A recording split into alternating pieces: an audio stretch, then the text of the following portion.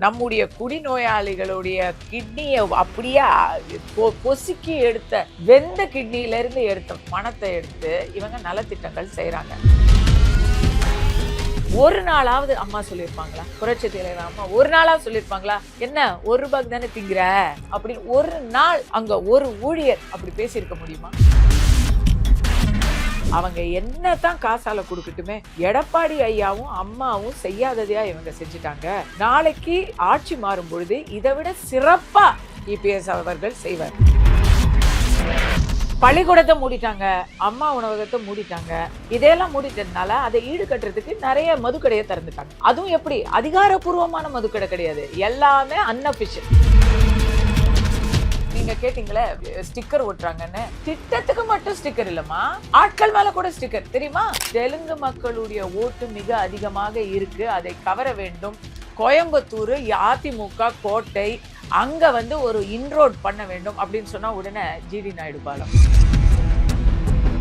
அறநிலையத்துறை இருந்துச்சு. சுப்பிரமணிய சுவாமி கோயில் சொல்லுது இந்துக்களுக்கு தீபம் ஏத்த வேண்டாம் அப்படின்னு. இந்துக்களுக்கு எதிராக கல்விக்கூடங்கள்ல பல இடங்கள்ல நீங்க லாபம் பாக்குறீங்கல்ல, அந்த லாபத்தை எடுத்து நீங்க அறப்பணி செய்வீங்களா? அறப்பணினா அர்த்தம் என்னன்னு கேக்குறாங்கல்ல மேம். அறப்பணி பாதிதான் பண்ணுவாங்க, அதுக்கு பேரு தான் அறப்பணி. நேத்து பாக்குற திமுக நிர்வாகியோட மகன் ஒருத்தன் போய் ஒரு 2.5 வயசு குழந்தைய சீரழிச்சிருக்கிறான். அதுக்கு முன்னாடி நாள் பார்த்தா ஒரு முன்னாள் திமுக நிர்வாகியோட மகன் போய் காரால ஒரு குடும்பத்தையே போய் இடிச்சு ஒருத்தர் செத்து போயிட்டாரு, ஒரு குழந்தை ஆஸ்பத்திரியில இருக்கு.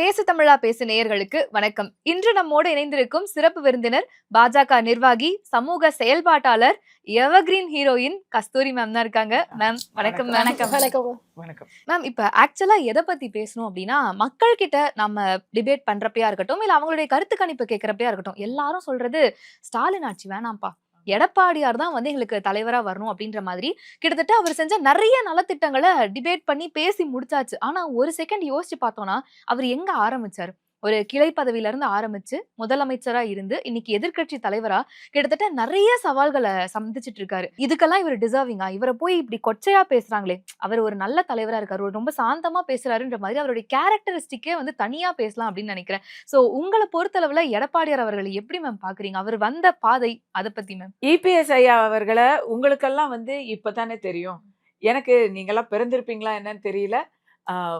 முதலாக எம்ஜிஆர் அவர்களுடைய மறைவுக்கு பிறகு சேவல் சின்னத்துல ஜெயலலிதா அம்மாவுக்கு அவர்களுடைய அணியில போட்டியிட்ட அந்த இபிஎஸ்சியுமே நான் கவனிச்சிருக்கிறேன்.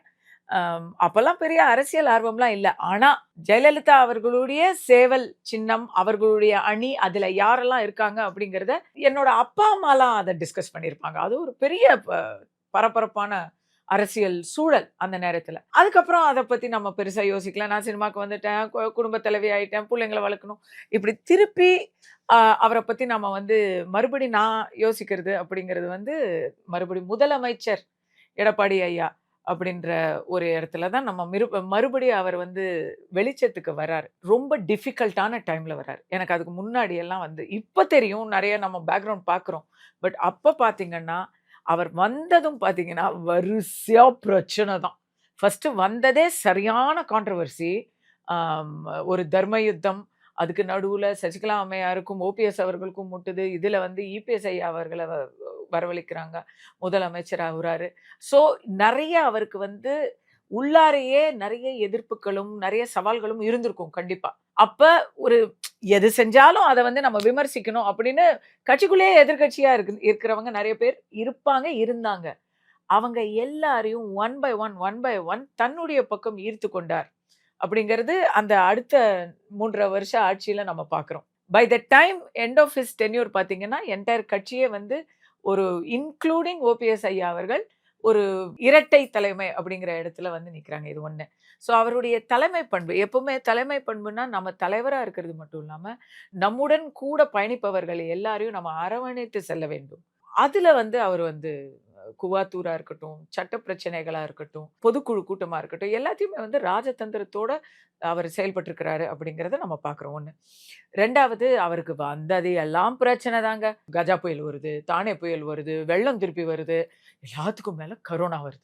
இபிஎஸ் ஐயாவுடைய first term will be remembered as the term when உலகத்துக்கே நரேந்திர மோடி அவர்கள் எப்படி கரோனாவை ஹேண்டில் பண்ணணும் அப்படிங்கறத உதாரணம் காமிச்சார். உலகத்துக்கே நம்ம தான் முன்மாதிரியா இருந்தோம். அது போல இந்தியாவுல தமிழ்நாடு தான் முன்மாதிரியா இருந்தது கோவிட் கண்ட்ரோல்ல.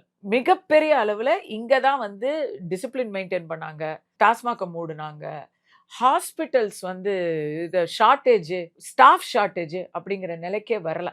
அவ்வளவு வந்து ஒரு அக்ரெசிவா அத இது பண்ணாங்க. யாருக்குமே கிட் இல்ல அப்படிலாம். எனக்கு தெரிஞ்சு செகண்ட் டைம் கோவிட் வந்த போதுதான் ஆக்சிஜன் சிலிண்டர்ஸ்க்கு ஒரு தட்டுப்பாடு இருந்தது. பட் அது வந்து அரசாங்கத்துக்கான ஒரு தட்டுப்பாடு கிடையாது. அது அரசு மருத்துவமனையில நீங்க பாத்தீங்கன்னா எந்த நேரத்திலயும் அங்க உங்களுக்கு சிகிச்சை இல்லைன்னு திருப்பி அனுப்பினவங்கன்னு யாருமே இல்லை.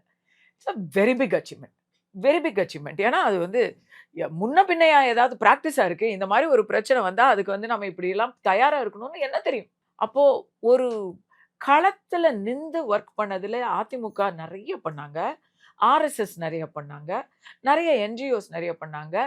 ஒரு தலைவர், ஒரு கட்சி தலைவரா ஆஸ்பத்திரியா போனது வந்து அது கண்ணிலேயே நிக்குது. ஆனா மக்கள் கிட்ட இப்போ திமுக அரசாங்கம் எதை கொண்டு போக முயற்சி பண்றாங்க அப்படின்னா, நாங்க வந்து காசு குடுக்குறோம். காசு குடுத்தா மக்கள் ஏமாந்துருவாங்க. இப்ப கூட ரூ. 5000 போட்டிருக்காங்க.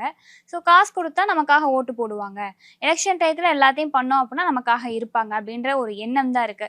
அதிமுக காலத்துல அவர் செய்த நல்ல விஷயங்கள் எல்லாத்தையும் எடுத்து பார்த்தோம் அப்படின்னா எண்ணில் அடங்காத விஷயங்கள் இருக்கு. திட்டங்கள் நிறைய கொண்டு வந்திருக்காங்க. கொரோனா டைம்ல பண்ணது, கஜா புயல், இந்த மாதிரி பேரிடர் காலங்கள் வரும்போதுலாம் நிறைய விஷயங்கள் பண்ணியிருக்காரு. நிறைய விஷயங்கள் பண்ணியிருக்காரு. ஆனா ரீவைண்ட் பண்ணி பார்த்தோம்னா இதெல்லாம் பண்ணியிருக்காங்களா அப்படின்னு சொல்லி மக்கள் கிட்ட கேட்டோம்னா அவங்களுக்கு வந்து அதை விட காசு அப்படின்றது பெருசா இருக்கணும்ன்றதுக்காக திமுக அரசாங்கம் அதை கொண்டு போயிட்டு இருக்காங்க. இப்போ ஒரு ஸ்ட்ராட்டஜி கையில எடுத்திருக்காங்க. இது மூலமா நாங்க 2026ல மறுபடியும் ஆட்சிக்கு வந்துருவோம், திராவிட மாடல் 2.0 கொண்டு வந்துருவோம் அப்படின்ற மாதிரி ஒரு செயலை செஞ்சுட்டு இருக்காங்க. மக்களை பொறுத்த வரைக்குமா உண்மைதான், மக்களுக்கு மறதி அதிகம். நம்ம எலக்ட்ரிசிட்டி மாதிரி ஒரு நல்ல தலைமை, ஒரு நல்ல ஆட்சி எப்படின்னா பவர் மாதிரி. பவர்ல இருக்கிறவங்க நல்லா செஞ்சுட்டு இருக்கிற வரைக்கும் நமக்கு தெரியாது. அந்த பவர் போச்சுன்னு வைங்களேன், கரண்ட் கட் ஆச்சுன்னா ச்சே கரண்டே இல்லப்பான்னு அப்பதான் நம்ம அதை யோசிப்போம். அது போல எல்லா விஷயங்களுமே உங்களுக்கு சீரா ரேஷன்ல எந்த பொருளும் தடைப்படாம கிடைச்சது, இப்படி எல்லாமே எத்தனை விஷயங்களுமா ஒரு மிகப்பெரிய விஷயம். இன்னைக்கு வந்து நீட்டை வந்து கண்டிப்பா மாநிலத்தால நீட்டை தடையே பண்ண முடியாதுங்கிறது ஐயமர தெரிந்தாலும் கூட மக்கள் கிட்ட ஒரே முட்டா போய் சொல்லி நாங்க நீட்டை ஒழிப்போம் அப்படின்னு சொல்லி மக்கள் நீட்டை ஒழின்னு என்னைக்குமே கேட்கல. இவங்க அதை ஒரு பூச்சாண்டி காமிச்சு ஒழிப்போம்னு சொல்லி வந்தாங்க இல்லையா? இவங்களால முடிஞ்சுதா? இல்ல ஒரு ஒரு ஒரு சின்ன ஒரு பேப்பரை கூட இவங்களால மாத்த முடியல. நீட்டை ஒழிப்போம்னு சொன்னாங்க, சனாதனத்தை ஒழிப்போம்னு சொன்னாங்க. இவங்க எல்லாத்திலையும் ஒழிக்கிறதுலயே வந்து குறியா இருக்கிறாங்க. ஆனா வந்து இவங்க எதை ஒழிக்கிறாங்கன்னா அவங்க மேல இருக்கிற நம்பிக்கையை தான் ஒட்டு மொத்தமா ஒழிச்சிட்டாங்க திமுக காரங்க. அதுதான் சொல்றது, ஒரு தேர்ந்த அரசியல்வாதி மக்கள் நலனை விரும்பும், தமிழகத்தின் மேல் ஒரு மிகப்பெரிய அளவில்லா மதிப்பை கூட்டும் வகையில் இபிஎஸ் என்ன பண்ணாரு தெரியுமா? நீட்டு வந்தது வந்து போச்சு. ஆனா அரசு பள்ளி மாணவர்களுக்கு 7.5% இடஒதுக்கீடு அப்படின்னு. அது வந்து it's a very nice way. அதாவது நம்ம சட்டத்தையும் மீறல, அந்த எக்ஸாமையும் நம்ம அட்டெம்ப்ட் பண்றோம், அதே சமயத்துல அந்த மாணவர்களுக்கு ஒரு டிஸ்அட்வான்டேஜும் இல்லாம அது ஒரு நல்ல வாய்ப்பாவும் மாத்துறாரு. ஒரு சேலஞ்சை வந்து ஒரு சக்சஸா மாத்துறாரு அப்படிங்கிறது எல்லாராலையும் பண்ண முடியாது. இப்ப நீங்க கேட்டீங்க, இப்ப காசு கொடுத்து அந்த நலத்திட்டங்களை எல்லாம் மறக்கடிக்கிறாங்கன்னா, ஆமா மக்களுக்கு நடுவுல சட்டம் ஒழுங்கு அவ்வளவு இன்னைக்கு வந்து விடியல் பயணம் மூலமாக எல்லாரும் இலவசமா பஸ்ல போறாங்கங்கிறத, பெண்கள் பஸ்ல இலவசமா போக முடியும் அப்படிங்கிறத நான் ஆதரிக்கிறேன். ஏன்னா பெண்களுக்கான ஒரு நலத்திட்டம்ங்கிறத நான் கண்டிப்பா வரவேற்கிறேன், ஆதரிக்கிறேன். அடுத்து வரப்போற எந்த ஆட்சியா இருந்தாலும் இதை தொடரத்தான் போகுது. ஆனா எங்க போவாங்க? காலையில கூட போயிடலாமா? 6 மணிக்கு மேல இருட்டினதுக்கு மேல எங்க திருப்பி எப்படி வருது? பஸ்ல நீங்க வந்துருவீங்களா? நீங்க அந்த பஸ்லயும் மேம் உள்ள ஏறணும்னா ஓசையில தானே போறீங்க, உங்களுக்கு என்ன சீட்டா கேக்குது, ஓரமா நில்லு, இப்படி நில்லு, அப்படி நில்லுன்னா அவ்வளவு அவமானப்படுத்துறாங்க மேம். ஏறி இறங்குறதுக்குள்ள ஐயோ காசு கொடுத்தே போயிடலாம் போல் இருக்குடா, எதுக்குடா ஓசை பஸ் விட்டீங்க அப்படின்ற மாதிரி தான் இருக்கு. நானும் போயிருக்கேன், என் மகளும் போயிருக்காங்க. சில நல்ல அனுபவங்களும் இருந்திருக்கு, நார்மலா இருந்திருக்கு. சில சமயம் கூட்ட நெரிசல்ல என் மகள் வந்து ரிப்போர்ட் பண்ணியிருக்காங்க. நான் எப்போ போனேன்னு கேட்காதீங்க, சொல்ல மாட்டேன். அப்புறம் அப்புறம் திருப்பி என்னால அந்த மாதிரி அட்வென்ச்சர்லாம் பண்ண முடியாது. பட் ஆரம்ப கட்டத்துல எப்படி இந்த திட்டம் நடக்குது அப்படின்னு பார்க்கறதுக்காக நான் போயிருக்கேன். என் மகள் இப்ப சமீபத்துல சில மாதங்கள் முன்னாடி கூட ரெகுலராவே போயிட்டு இருந்தா. நீங்க சொல்றது உண்மைதான். அதுக்கு காரணம் வந்து கண்டக்டரோ இல்ல டிரைவரோ கிடையாது. அமைச்சர்களே வந்து இத ஒரு ஓசி, இது என்னவோ இவங்க நமக்கு பண்ற ஒரு பெரிய ஒரு உபகாரம் அப்படிங்கிற மாரி. இப்ப இந்த ரூ. 5000 குடுக்குறாங்கன்னா, உடனே பாத்தியா மகளிர் உரிமை தொகை நாங்க போட ஸ்டாலின் ஐயா காசு போட்டுட்டாரு. காசு போட்டுட்டாரு பாத்தியா? கோடை காலத்துக்கு காசு போட்டுட்டாரு. ஒரு அமைச்சர் சொல்றாரு, "காசு வந்துருச்சா? எல்லாரும் போய் அப்ப மேக்கப் எல்லாம் போட்டுக்கலாம்" அப்படிங்கிறாரு. இந்த மாதிரி எல்லாம் பேசி அவங்க வந்து இத பழக்கப்படுத்திட்டாங்க. என்னன்னா, அவங்களே நம்புறாங்க. மக்கள் பணத்துல இவங்க அப்பா வீட்டு சொத்துல இருந்து எடுத்து குடுத்தாங்களா? மக்கள் பணத்துல மக்களுக்கிட்டேந்து விதவிதமா உறிஞ்சி எடுத்த பணத்த நம்முடைய குடிநோயாளிகளுடைய கிட்னிய அப்படியே பொசுக்கி எடுத்த வெந்த கிட்னியில இருந்து எடுத்த பணத்தை எடுத்து இவங்க நலத்திட்டங்கள் செய்யறாங்க. அந்த நலத்திட்டங்களையும் மரியாதையா கொடுக்காம ஒரு நாளாவது அம்மா சொல்லியிருப்பாங்களா? புரட்சி தலைவர் அம்மா ஒரு நாளாவது சொல்லியிருப்பாங்களா? என்ன ₹1 தானே திங்கிற அப்படின்னு ஒரு நாள் அங்க ஒரு ஊழியர் அப்படி பேசியிருக்க முடியுமா? வர்றவங்களுக்கு வயிறார சோறு போடணும். அன்னபூரணி அம்மா எங்கள் அம்மா அப்படின்னு அவங்க கையெடுத்து மனசார நன்றி செலுத்தணும் அப்படிங்கிறது மட்டும்தான் நம்ம பார்த்தோம். எல்லாரும் சாப்பிட்டுருக்கோம். அம்மா உணவகத்துல நீங்க கண்டிப்பா சாப்பிட்டுருப்பீங்க. நான் நிறைய தரம் சாப்பிட்டுருக்கேன். பிகாஸ் டக்குன்னு எங்கப்பா ஒரு அர்ஜென்ட்டுக்கு டக்குன்னு எங்கப்பா பக்கத்துல இருக்கா ஓகே அப்படின்னு வாங்கிட்டு வருவாங்க. சாம்பார் சாதம் ரொம்ப நல்லா இருக்கும். சூடா சாப்பிட ரொம்ப நல்லா இருக்கும். தரமா இருக்கும். அதுக்கு வந்து நாங்க என்ன ₹1 இதுக்கு என்ன விலை தெரியுமா? ₹100 விஷயத்த ₹1 திங்கிற ஓசி பண்டாரம், தீனி பண்டாரம் இப்படி வாய்ப்பே இல்ல. இல்லைங்களா? மக்கள் நலத்திட்டங்களை மக்களுடைய பணத்துல இருந்து தான் குடுக்குறாங்க. அது மக்களுக்கும் தெரிஞ்சே இருக்கு. யாரும் இங்க வந்து எந்த விதத்திலையும் காரண காரியமோ லாப கணக்கோ இல்லாம திமுக அரசுல எதையுமே ஒரு சின்ன விரல கூட ஆட்ட மாட்டாங்க அப்படிங்கிறது எல்லாருக்கும் தெரியும்.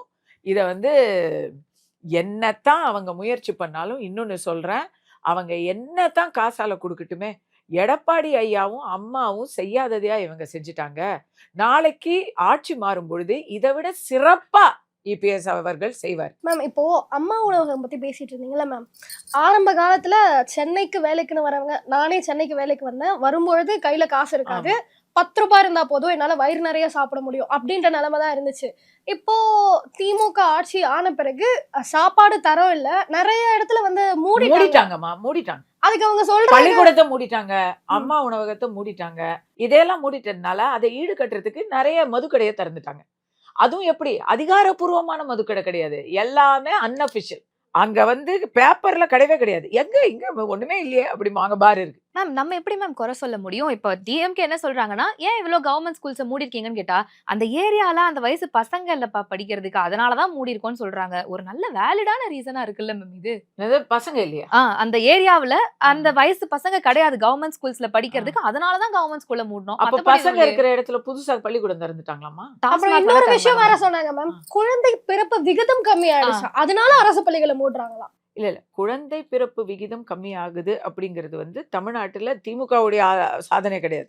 எப்பவுமே ஒரு ஒரு சாதனை வருது, ஒரு ரூம் வந்து நல்ல குளிர்ச்சியா இருக்குன்னு சொன்னா அது ஏற்கனவே ஒரு ½ அன் ஹவரா ஏசி ரெடியா போட்டு வச்சிருக்கிற ரன்னிங்ல இருக்குன்னு அர்த்தம். முந்தைய பல வருடங்கள், நான் வந்து கடந்த ஆட்சியை மட்டும் சொல்லல, காங்கிரஸ் ஆட்சியிலிருந்து சொல்றேன். காங்கிரஸ் ஆட்சியிலிருந்து தமிழகத்துல கல்வி சதவீதம் அதிகம், பெண்கள் உடைய தரம் அந்தஸ்து அதிகம், மரியாதை அவங்களுக்கு அதிகம். குடும்ப சூழ்நிலைகள்ல எல்லாருமே வந்து பொறுப்பா இருப்பாங்க. ஒரு குழந்தை பெத்தாலும் நல்லா பெத்து நல்லா வளர்க்கணுங்கிறது வந்து தமிழ் கல்ச்சர்ல ஊறி போன ஒரு விஷயம். அதனால குழந்தை பிறப்பு விகிதம் வந்து குறையுது.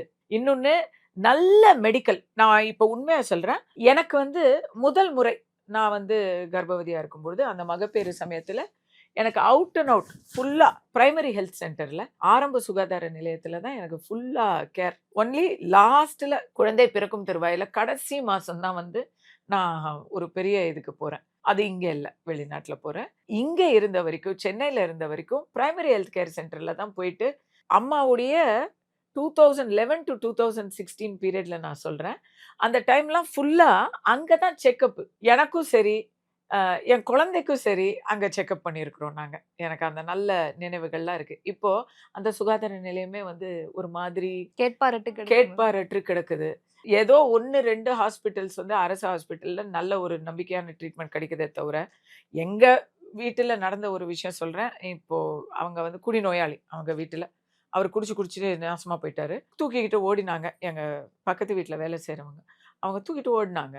ஓடுனா அங்கேயே இதுலயே போட்டு, வராண்டாலயே போட்டு வெயிட் பண்ண வச்சு, அவங்களுக்கு அந்த ஒரு ஈவு இரக்கம் கூட இல்லாம, அதுக்கப்புறம் அவங்க எப்படியோ கஷ்டப்பட்டு 4 பேர புடிச்சு, சம்திங் குடுத்து, அரசு மருத்துவமனையில ரொம்ப ஏற்கனவே நம்ம வந்து வாழ்வா சாவான்ற இடத்துல போராடிட்டு இருக்கும்போது, நம்முடைய நம்பிக்கையும், நம்மளுடைய சுயமரியாதையும் மொத்தமா சாவடிச்சிடக்கூடாது. பேஷண்ட் சாகடிக்கிறத விட கொடுமையான ஒரு குற்றம் அது. இப்ப எதுக்கு நான் சொல்றேன்னா, எனக்கு அம்மா பீரியடுல ஓமந்தூரார்ல எப்படிப்பட்ட சிகிச்சை கிடைச்சதுங்கிறது எனக்கு நல்லா ஞாபகம் இருக்கு. அம்மா மருந்தகம், அம்மா மினி கிளினிக் இது எல்லாத்தையுமே கூட இப்போ நிறைய இடங்கள்ல க்ளோஸ் இல்ல அதெல்லாம் பண்ணிட்டாங்க. அம்மா இல்லம்மா. இப்ப மினி முதல்வர் கிளினிக்லாம் மருந்தகம் இல்ல. இருக்குது. ம். ஸ்டாலின் ஐயா போட்டோ போட்டு இருக்குது. மோடி அவர்களுடைய ஜன் இது சிகிச்சை அது இருக்கு.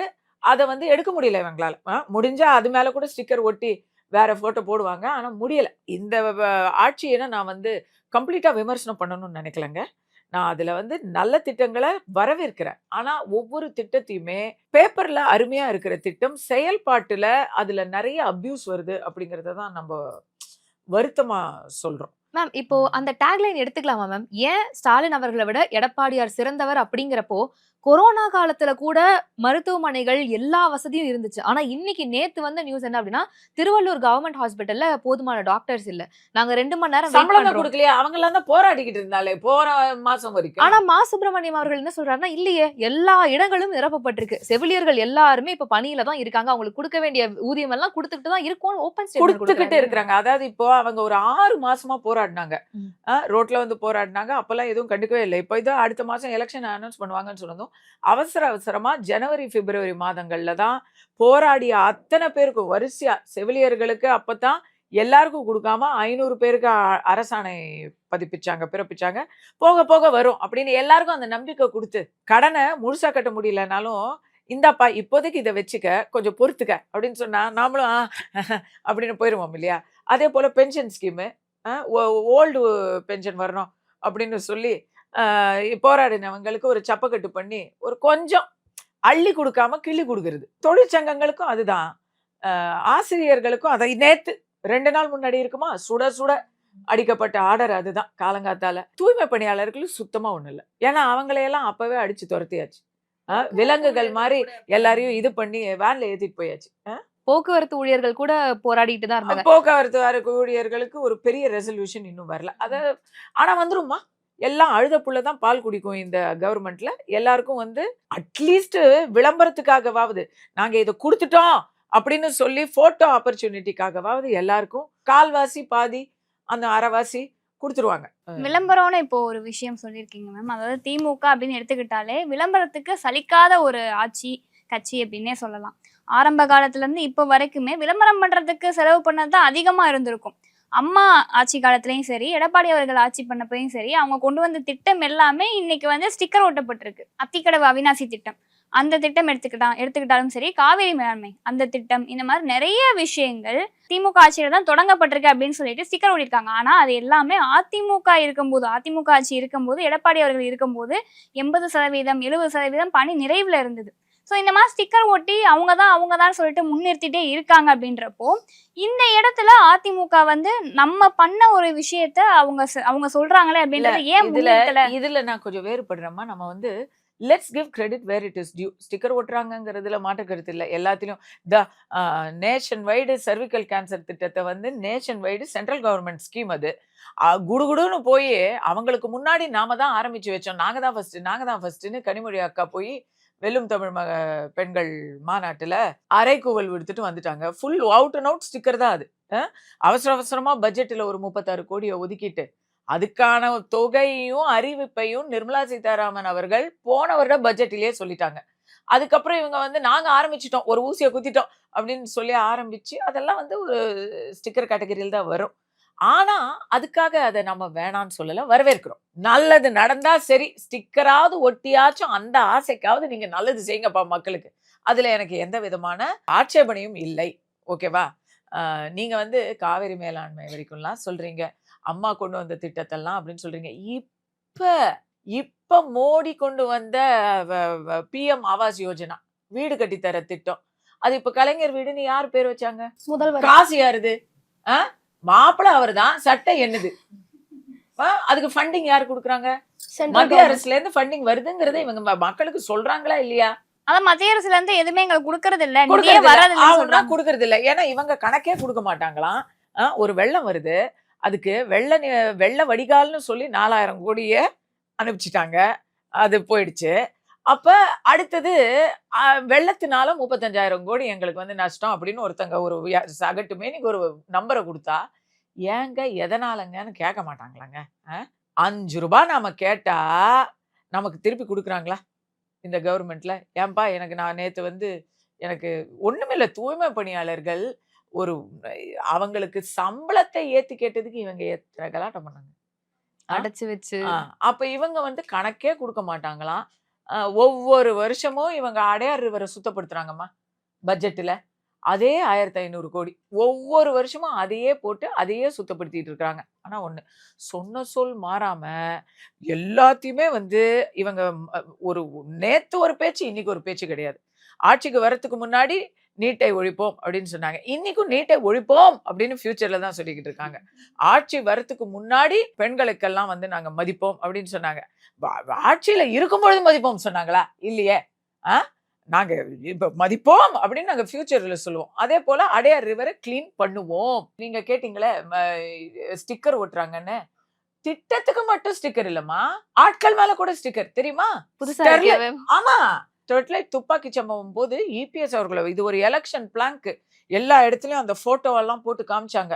இபிஎஸ் வந்து துப்பாக்கி சூடு ஆர்டர் பண்ணிட்டாரு, ஆகாகோ இந்த மாதிரி இது ஒரு மனித உரிமை மீறல் சொல்லி ஒரு ஆலயம் மூடறதுக்கு காரணமா இருந்தாங்க. அங்க இருக்கக்கூடிய சில சுயநல இயக்கங்களும் திமுகவும் தான் சேர்ந்து அதை மூடுறதுக்கு காரணமா இருந்தாங்க. இன்னைக்கும் இந்தியா வந்து தாமிரத்தில் காப்பர் உற்பத்தியில் தற்சார்பு நிலையை அடையவில்லை என்பதற்கு ஸ்டெர்லைட் இல்லாதது ஒரு பெரிய காரணம். இன்னைக்கும் சைனாக்காரன் மேல இருக்கிறான், நம்ம கீழே இருக்கிறோம் அப்படிங்கிறதுக்கு இது ஒரு பெரிய காரணம். ஓகேவா? ஆனா சரி, துப்பாக்கி சூடு நடந்துருச்சு, அதை நம்ம வந்து கண்டிப்பா அதை வந்து ஒரு தவறு அப்படின்னு எடுத்து பார்த்தா அதுக்கு நீங்க என்ன பண்ணணும்? நீங்க ஆட்சிக்கு வந்தது என்ன பண்ணணும்? அந்த சம்பவத்துல நீதிபதி விசாரணை கமிஷன் அமைக்கிறாங்க. அது ஏற்கனவே சம்பவத்துக்கு அப்புறமே ஆரம்பிச்சிடுச்சு. இவங்க ஆட்சிக்கு வந்ததுக்கு அப்புறம் அந்த விசாரணை கமிஷன்ல விசாரிச்ச நீதிபதி அவங்க இன்னார்லாம் வந்து இந்த இதுல துப்பாக்கி சூட்டுல குற்றத்துல சம்பந்தப்பட்டிருக்கிறாங்க அப்படின்னு போலீஸ்காரங்க எல்லாருடைய பேரெல்லாம் லிஸ்ட் எல்லாம் கொடுத்திருக்காங்க. அவங்களையெல்லாம் நீங்க என்ன பண்ணாங்கன்னு நினைக்கிறீங்க? என்ன மேம் ஆக்ஷன் பண்ணிருப்பாங்க? எடுத்திருப்பாங்க. ஆக்ஷன் எடுத்திருப்பாங்க, கண்டிப்பா அவங்களை சஸ்பெண்ட் பண்ணிருப்பாங்க, இடமாற்றம் பண்ணிருப்பாங்க இல்லையா? அவங்களுக்கு எல்லாம் ப்ரமோஷன் கொடுத்தாங்க. இன்னும் சொல்ல போனா அதுல சமீபத்துல ஒருத்தர் ரிட்டையர் ஆனாரு, அவருக்கு மிகப்பெரிய செலவுல பாராட்டு விழாவெல்லாம் நடத்தினாங்க. அப்ப என்ன சொல்ல வரீங்க? சேலம் 8 வழி சாலை, ஸ்டாலின் அவர்கள் கருப்பு சட்டையை போட்டுக்கிட்டு அங்க விவசாயிகளோட போய் நின்று எதிர்த்தாரு. இப்ப சேலத்துல இருந்து 8 வழி சாலை வரலையா? இன்னைக்கு இப்ப போன 6 மாசம் முன்னாடி வரைக்கும் விவசாயிகள் அதுக்காக போராடலையா? அதுக்கான நிலத்தை எடுக்கலையா? ஆனா பேரை மாத்திட்டோம்ல, ஸ்டிக்கர் வேற ஸ்டிக்கர் ஒட்டிட்டோம். இப்போ அந்த சாலைக்கு பேரு அதிவிரைவு சாலை, சூப்பர் ஃபாஸ்ட் ஹைவே. அப்ப வந்து அது வந்து பரவாயில்ல. 8ன்னு சொன்னாதான் எங்களுக்கு அந்த நம்பர் பிடிக்காது. பேய் நம்பர்னு நினைக்கிறேன். ஆமா 8 பிடிக்காது. ஆனா நாங்க வந்து சூப்பர் ஃபாஸ்ட் ஹைவே அப்படின்னு நாங்க வந்து பேர் வச்சுப்போம். அப்ப எங்களுக்கு பரவாயில்ல. இந்த மாதிரி எத்தனை விஷயம் நம்ம சொல்ல ஜிடி வேண்டியது. நாயுடு பாலம் கோயம்புத்தூர்ல மேம். அது வந்து வேற மாதிரி ஸ்டிக்கர்மா. அது எப்படின்னா ஜாதிகள் வேற எங்கேயும் இருக்கக்கூடாது. நம்ம வந்து தெருக்கள் பேர்ல எல்லாம் ஜாதி இருக்கக்கூடாது, வேற எங்களோட பேர்ல எல்லாம் வந்து ஜாதி இருக்கக்கூடாது. ஏன் ஜாதி இருக்கக்கூடாதுங்கிறதுக்கு நான் அடுத்தது வரேன். ஆனா எங்க தெரியுமா ஜாதி வேணும்? தெலுங்கு மக்களுடைய ஓட்டு மிக அதிகமாக இருக்கு, அதை கவர வேண்டும். கோயம்புத்தூர் அதிமுக கோட்டை, அங்க வந்து ஒரு இன்ரோட் பண்ண வேண்டும் அப்படின்னு சொன்னா உடனே ஜிடி நாயுடு பாலம். நாயுடுங்கிறது அவரை படிச்சு எழுத்து பட்டமா கேட்டா உடனே அவரை அப்படித்தான் தெரியும், வெறும் ஜிடி அப்படின்னு சொன்னா யாருக்கு தெரியும்னு கேக்குறாங்க. சரி, நீங்க சொல்ற அந்த ஆர்கியூமெண்ட்டை நான் ஏத்துக்கிறேன். அப்போ வாவு சிதம்பரம் பிள்ளைய மட்டும் ஏன் வஉசின்னு மாத்துனீங்க? ஊவே சாமிநாத ஐயரை மட்டும் ஏன் ஊவேசான்னு மாத்துனீங்க? மனோன்மணியம் சுந்தனார் பிள்ளைய மட்டும் ஏன் மனோன்மணியம் சுந்தனார்னு மாட்டுனீங்க? அவங்களாம் தமிழ் ஆளுங்க மேம். There you are. திராவிடிய பாசம் அப்படிங்கிறது உங்களுக்கு இருக்கட்டும்ங்க. ஆனா மக்களை ஏமாத்துறதுக்கு அதை ஒரு பயன்படுத்தாதீங்க அப்படிங்கிறது தான். எல்லாருக்கும் சேர்த்து தான், எல்லா மொழிகள் பேசுற எல்லா மக்களுக்கும் சேர்த்து தான் நலத்திட்டங்களை நம்ம கேட்குறோம். தமிழ்நாடு ஒருங்கிணைந்த தமிழ்நாடா இருக்கணும். நீங்க வந்து ரம்ஜான் மட்டும் கொண்டாடுற, கிறிஸ்மஸ் மட்டும் கொண்டாடுற, விநாயகர் சதுர்த்தியும் தீபாவளியும் திட்டுற ஒரு அரசாங்கமா இருக்காதீங்க. எல்லாரையும் கொண்டாடுங்க. உங்களுக்கு தனிப்பட்ட முறையில நீங்க நம்புறீங்க நம்பலங்கிறது வேற விஷயம். உங்க வீட்டிலேயே வந்து சாமி கும்பிடுறாங்க, அதை நீங்க வந்து தடுக்கிறது இல்ல. கேட்டா அது அவங்களுடைய விருப்பம்னு சொல்றீங்க. அப்போ அவங்களுக்கு மரியாதை கொடுக்குற நீங்க, மனைவிக்கு மரியாதை கொடுக்குற நீங்க, மக்களுடைய நம்பிக்கைக்கு மரியாதை கொடுக்கணும்ல. அந்த இடத்துல நீங்க என்ன சொல்றீங்க? இந்துக்கள் எல்லாரும் ஏதோ குற்றவாளிகள் மாதிரி. ஏன் திருப்பரங்குன்றத்துல 10 ரூபாய் இருக்குமாங்க? 10 ரூபாய்க்கு எண்ணெய் ஊத்தி 1 ரூபாய்க்கு திரி வாங்கி இருந்தா அந்த தீபத்தை இவ்வளவு பெரிய விஷயமே ஆயிருக்காதே. ஒரே ஒரு தீபம் ஏத்திருந்தா மேட்டர் முடிஞ்சிச்சு. இஸ்லாமியர்களோட மனது புண்படும் மேம். யார் சொன்னாங்க? இஸ்லாமியர்கள் சொன்னாங்களா? அவங்க சொன்னாங்களா? அவங்க சொல்லல. ஃபர்ஸ்ட் கேஸ்ல வக்ஃபி இல்லவே இல்ல. ஃபர்ஸ்ட் கேஸ்ல தர்கா சைடு இல்லவே இல்ல. அறநிலையத்துறை இருந்துச்சு. என் கோயில் சுப்பிரமணிய சுவாமி கோயில் வந்து சொல்லுது, இந்துக்களுக்கு தீபம் ஏத்த வேண்டாம் அப்படின்னு. இந்துக்களுக்கு எதிராக ஒரு அறநிலையத்துறை எங்கேயாவது பார்த்திருக்கீங்களா? தமிழ்நாட்டுல இது போன்ற அதிசயங்களை எல்லாம் பார்த்திருக்கிறோம். இந்த ஒரு வாய்ப்பை நமக்கு கொடுத்ததுக்கு திமுகவுக்கு நம்ம பாராட்டுகளை நிச்சயமா நன்றி சொல்லி உலகத்திலேயே பக்தர்களுக்கு எதிரான ஒரு கோயில் நிர்வாகத்தை பார்த்திருக்கீங்களா நீங்க? சேகர் பாபு அவர்கள் தலைமையில் எப்படிப்பட்ட ஒரு இது கேட்டா உடனே நாங்க 1000 கும்பாபிஷேகம் பண்ணியிருக்கோம் அப்படிம்பாங்க. எந்த கும்பாபிஷேகம் எல்லாம் பண்ணிருக்கீங்கன்னு பார்த்தா திருவண்ணாமலை, திருச்செந்தூர் இதெல்லாம் வந்து ஒரு ஏற்கனவே நல்லா கலெக்ஷன் ஆகிற பிரசித்தி பெற்ற கோயில்கள். எங்கேயோ ஒரு இடத்துல எந்த பராமரிப்பும் இல்லாம ரொம்ப சிதிலம் அடைந்த நிலையில இருக்கக்கூடிய கலெக்ஷனே வராத கோயிலுக்கு நீங்க என்ன பண்ணீங்க? ஒண்ணும் பண்ணல மேம், கண்டுக்காம விட்டுட்டாங்க. அங்க இருக்கிறவங்களுக்கு சம்பளம் 600 ரூபாய் கொடுத்துட்டு இருக்கிறீங்க. கேட்டா அனைத்து ஜாதியினரும் அர்ச்சகர் ஆகலாமான்னு கேக்குறீங்க. ஐயா நான் ஓப்பனா கேக்குறேன், அனைத்து ஜாதியினரும் கூட வேணாங்க. உங்க குடும்பத்தை தவிர வேற யாராவது தலைவராக முடியுமா? வாய்ப்பே இல்ல மேம். நீங்க அனைத்து ஜாதியினரும் உங்க கட்சியில இப்படி நான் என்ன கேக்குறேன், அர்ச்சகர்கள் எல்லாரையும் அமைச்சராக்கிருங்க. அமைச்சர்கள் எல்லாரும் போய் அர்ச்சகர் வேலையை பார்க்கட்டும். வருவாங்களா? ஒரு அமைச்சர் வரட்டுமே, வருவாங்களா? ஆனா திருப்பி போக கூடாது. 6 மாசம் கழிச்சு பாவலா காமிச்சிட்டு எல்லாத்தையும். ஆனா அப்படியும் நம்ம வந்து ஏதாவது சவாலை சொல்லி கடைசி அப்புறம் அந்த ஏற்கனவே கோயில்ல திடீர்னு எல்லாம் காணாம போகுது. நேத்து ஒரு மரகத லிங்கம் காணாம போச்சுன்னு செய்தி வருது. ஏற்கனவே அறநிலையத்துறை கட்டுப்பாட்டுல இருக்கக்கூடிய கோயில்கள்ல எல்லாமே காணாம போய்கிட்டு இருக்கு. இருக்கிறதும் அப்புறம் உள்ளதும் போச்சு நொல்ல கண்ணான்னு ஆயிடக்கூடாது. அதனால நம்ம அந்த ஐடியாவை கூட கொடுக்க பயமா இருக்கு. ஐயோ அப்படின்னு. ஆனா உண்டியல் எல்லாம் எடுத்துட்டு கலெக்ஷனே இல்லாம இவங்க கும்பாபிஷேகம் பண்ணுவாங்களா? இன்னொரு ஒரு விஷயம் தெரியுமா உங்களுக்கு?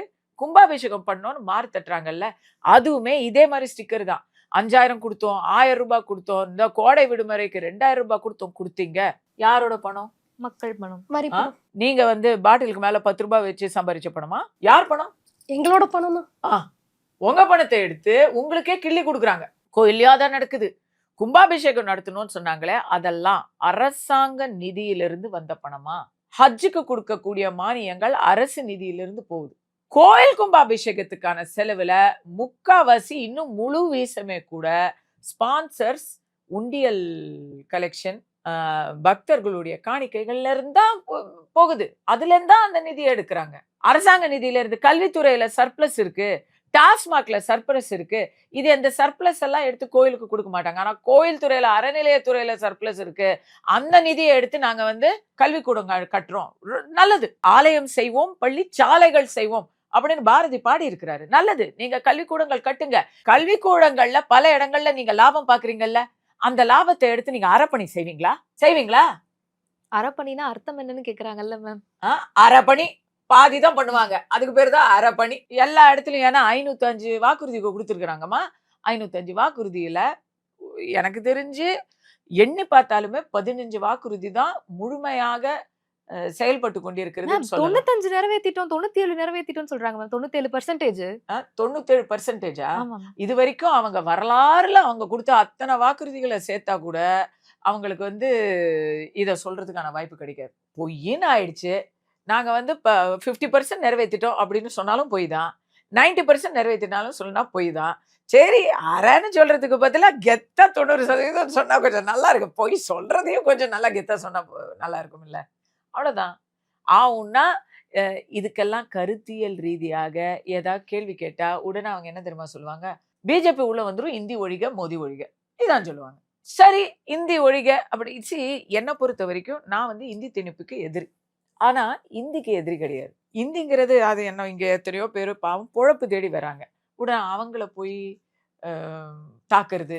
4 நெறியில நேத்து பாவம் டீ குடிச்சுக்கிட்டு இருந்த ஒரு ஒடிஷா வாலிபரை காணாம அடிச்சிட்டாங்க. நேத்து அவர் அநியாயமா உயிரிழந்துட்டாரு. அதுக்கு என்ன ஒரு 15 நாள் இருக்குமா, 20 நாள் இருக்குமா, பீகார்ல இருந்து ஒரு குடும்பம் வருது. 2 பேர் அவங்களுக்குள்ளேயே அடிச்சுக்கிட்டாங்க. அதுல வந்து அவங்க 2 பேருக்குள்ள இருந்த சண்டையில இப்படி ஒரு இது பிரச்சனை ஆயிடுச்சு, குழந்தையெல்லாம் போச்சு அப்படின்னு நான் சொல்றாங்க. எனக்கு புரியல. தமிழ்நாட்டுல எல்லா மக்களுக்கும் பாதுகாப்பு கொடுக்க வேண்டியது இந்த அரசுடைய கடமை, இந்த காவல்துறையோட கடமை. அவர் அடிச்சதும் பீகாரி தான், உயிரிழந்ததும் பீகாரி தான். இது என்னன்னு எனக்கு புரியலையே. அப்ப பரவாயில்லையாம்மா? தமிழ்நாட்டுல ஒருத்தருக்கு வந்து அநியாயமாக வன்முறையோ பாலியல் வன்முறை நடக்குது, ஒருத்தர் உயிர் இழக்கிறாருன்னு சொன்னா, இல்ல அது தமிழன் பண்ணல, அது பீகாரி பண்ணா அப்படின்னு சொன்னா அது பரவாயில்லையாம்மா? சட்டம் ஒழுங்குங்கிறது என்ன மீனிங் வச்சிருக்காங்க? சினிமா போலீஸா? எல்லாம் முடிஞ்சது கடைசியில வந்து அப்படின்னா யூ ஆர் அண்டர் அரெஸ்ட்னு சொல்லிட்டு போறதுக்கு வருமுன் காக்கவே மாட்டாங்களாமா? கோயம்புத்தூர்ல கோவில்பட்டியில இருந்து ஆரம்பிச்சு கோயம்புத்தூர் வரைக்கும் 3 பேரு ஃபுல் போதையில ட்ரிபிள்ஸ் பைக்ல வந்திருக்காங்க. எத்தனை குற்றம் பாருங்க. போதையில நோக்க பைக் ஓட்டி இருக்கிறாங்க, போதையில பைக் ஓட்டி இருக்கிறாங்க, ட்ரிபிள்ஸ் வந்திருக்காங்க. ரோட்ல ஒரு டிராபிக் போலீஸ் கூட அவங்கள கவனிக்கல. கவனிச்சாலும் நிறுத்தல. இல்ல, சட்டம் ஒழுங்கு பாதுகாவலர்களை காணோம்.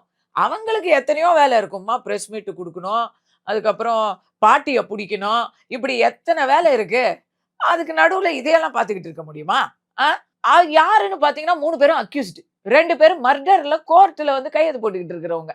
அவங்க எப்படி ஊரை விட்டு இன்னொரு ஊருக்கு வர்றாங்க? கோயம்புத்தூர் வரைக்கும். கோயம்புத்தூருக்கு வந்தாங்கன்னா வந்த இடத்துல ஒரு இல்லீகல் பார், அந்த இல்லீகல் பாருக்கு பக்கத்துல ஒரு ஒதுக்குப்புறமான இடத்துல 2 பேர் இருக்கிறாங்க. அவங்களுக்கு ஒரு அசம்பாவிதத்தை நடத்துறாங்க. இவ்வளவு ஒரு வர்றதுக்கு ஒரு 2.5 மணி நேரம் எனக்கு புரியவே இல்லையே. அந்த சீரீஸ்ல நீங்க அவங்களை நிறுத்தி இருக்கணும், இல்ல இல்லீகல் பாரை நீங்க நிறுத்தி இருக்கணும். இல்லீகல் பார் அங்க கண்டிப்பா இவங்களுக்கு தெரியாமலாம் நடக்காது, அரசியல் அழுத்தம் இல்லாம நடக்கவே முடியாது.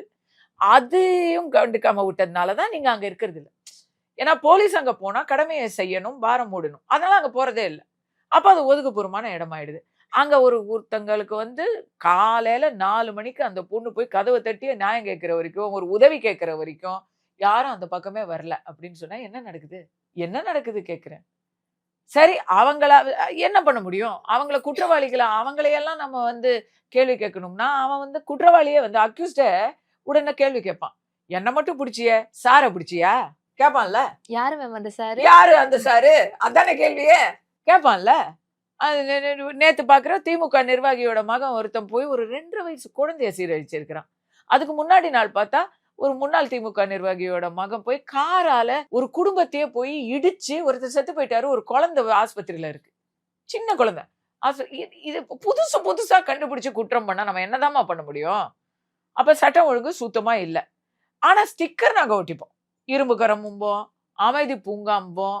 இதெல்லாம் வந்து மத்தவங்களுடைய அச்சீவ்மெண்ட்ஸை நம்மளுதான் சொல்லிடுறது. அதாவது ரொம்ப சிம்பிள்மா, என்ன கெட்டது நடந்தாலும் மோதி ஒழிக, இந்தி ஒழிக. ஏதாவது நல்லது எங்க நடந்தாலும், உலகத்துல எங்க நடந்தாலும் அதுக்கு வந்து பெரியார் தான் காரணம், கலைஞர் தான் காரணம், ஸ்டாலின் தான் காரணம். இது இந்த மாதிரி சொன்னீங்கன்னா என்ன ஆகுது? உண்மையாகவே கலைஞர் அவர்கள் செய்த நல்ல விஷயங்கள்லாம் அதுல அடிபட்டு போகுது. ஏன்னா எது பொய் எது உண்மைன்னு மக்கள் கன்ஃபியூஸ் ஆயிடுவாங்க.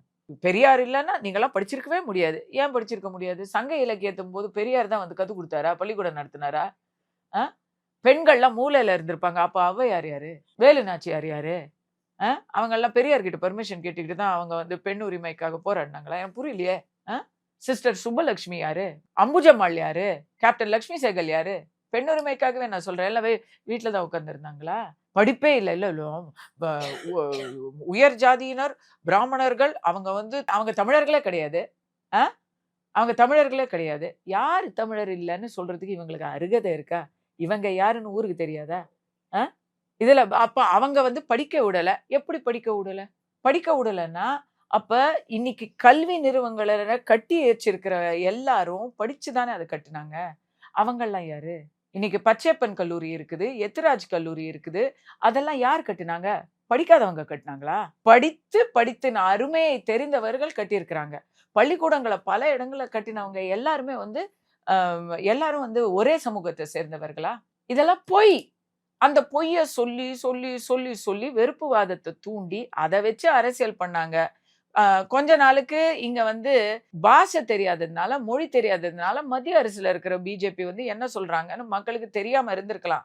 ஆனா இன்னைக்கு நயினார் நாகேந்திரன் அவர்கள் வந்திருக்கிறாங்க. கட்சியில இருக்கக்கூடிய எல்லாருமே, தலைவர்கள் எல்லாருமே, தலைவிகள் உட்பட, தமிழிசை மேடம், வானதி மேடம், இப்படி நிறைய பேர் இருக்கிறாங்க. இங்க மத்தியில பாத்தீங்கன்னா நிதி அமைச்சரே ஒரு தமிழச்சி தான். அப்படி நிர்மலா சீதாராமன் மேடம், இப்படி பெண்களை முன்னிலைப்படுத்தி. உலக தமிழ் சொந்தங்களுக்கு வணக்கம். நான் ராஜவேல் நாகராஜன். பேசு தமிழா பேசு வலையொலியுடைய வளர்ச்சிக்கு நீங்களும் உறுதுணையாக இருக்கணும்னு நினச்சிங்கன்னா இந்த வீடியோடைய டிஸ்கிரிப்ஷனில் இருக்கக்கூடிய ரேசர் பே லிங்கை கிளிக் பண்ணுங்கள். அந்த லிங்க்கில் போயிட்டு உங்களுக்கு விருப்பமான தொகையை பேசு தமிழா பேசுவனுடைய வளர்ச்சிக்கு உங்களுடைய பங்களிப்பாக நீங்கள் கொடுக்கலாம். நன்றி, வணக்கம்.